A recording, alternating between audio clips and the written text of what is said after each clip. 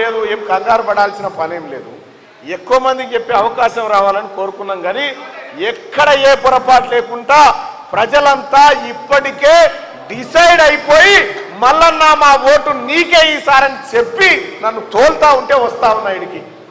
సోదరులారా, ఇంకా ఎన్ని రోజులైనా సరే, ఎంత కాలమైనా సరే, ఇప్పుడు వచ్చేటువంటి నాయకులకు నాకు ఒక్కసారి పోలిక చూసుకోవాలి.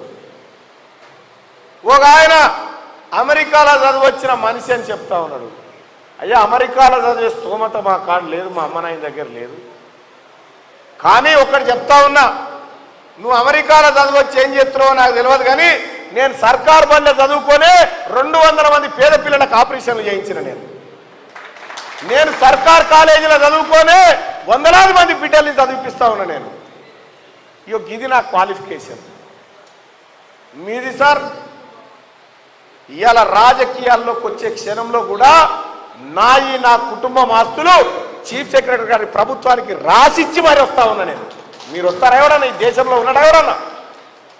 సోదరులారా, రాజకీయాలంటే వాటిలో మార్పులు రావాలి, రాజకీయాల్లో జవాబుదారీతనం పెరగాలన్న ఉద్దేశంతో వస్తా ఉన్న సోదరులారా. అందుకోసమే ఇవాళ మీరందరి ప్రేమ, మీ అందరి ఆశీర్వాదంతో ఖచ్చితంగా ఈ గెలుపు తల్లి సోనియా గాంధీ గారికి కానుకగా ఇప్పించేందుకు మీరంతా కార్యోన్ముఖులు కావాలి. గ్రామ స్థాయిలో ప్రతి ఓటర్ను కలిసి, ప్రతి ఓటర్ను అభ్యర్థించి వాళ్ళందరి చేత మనం ఓటు వేయించి మొదటి ప్రాధాన్యత ఓటే వేయాలి. ఇప్పటిదాకా అన్న చెప్పినట్టుగా పోయినసారి మీరు అందరు ఓట్లు వేసారు, కానీ జరిగిన పొరపాటు ఏంటంటే 20,000 ఓట్లు సిద్ధ అయిపోయినాయి. ఎట్లా సిద్ధ అయినాయి అంటే, బ్యాలెట్ కార్డుకి వచ్చే ఒక ఆయన వచ్చి 1 నెంబర్ వేసిపోక దాని మీద జై తీన్మార్ మల్లన్న అని రాసిపోయాడు. ఒక ఆయన రక్తంతో బొట్టు పెట్టిపోయాడు, ఒక ఆయన జిందాబాద్ అని రాసిపోయి అన్ని చెల్లకుండా అయిపోయాయి. అట్లా కొంత ఓడిపోతుంది. కాబట్టి ఆ పొరపాటు లేకుండా ఈ బ్యాలెట్ పేపర్లో మన సీరియల్ నెంబర్ 2 కాంగ్రెస్ పార్టీ అభ్యర్థి సీరియల్ నెంబర్ 2లో తీన్మార్ మల్లన్న అనే ఉంటుంది. తీన్మార్ మల్లన్నకు ఎదురుగా ఖాళీ డబ్బా ఉంటుంది.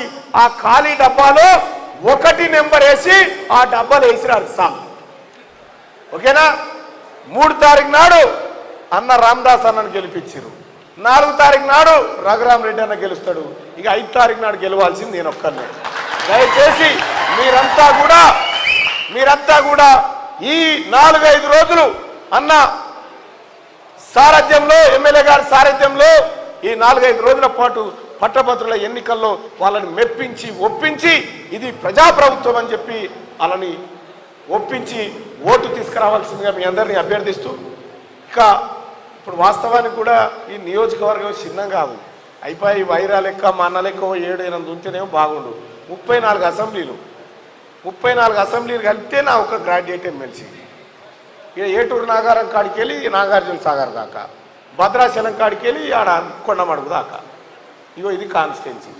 ఎటు తిరిగానో ఏం చేయాలనో ఏం అర్థం కానటువంటి పరిస్థితి ఉంటుంది. అందుకోసమే ఒక్కొక్క నియోజకవర్గాన్ని ముఖ్యులందరినీ పిలుచుకొని వాళ్ళందరికీ కొన్ని బాధ్యతలు మనం ఏం చేయాలి, ఎట్లా గెలవాలనేటువంటి సూచనలు చేసుకుంటూ అందరి సహకారంతో ముందుకు పోతా ఉన్నాం సోదరులారా. రేపు పొద్దుగాల 5 నియోజకవర్గాలు ఉన్నాయి. మళ్ళా లేస్తేనే 5 ఉన్నాయి. కాబట్టి సోదరులారా, సమయం తక్కువ ఉంది.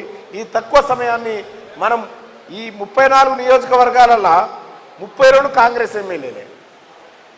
ఇక 2 ఉన్నారు. వాళ్ళు కూడా ఉంటారో పోతారో నాకు తెలియదు, కానీ మాట్లాడితే మనం మాట్లాడి ఏముంటుంది అధిష్టానంతో.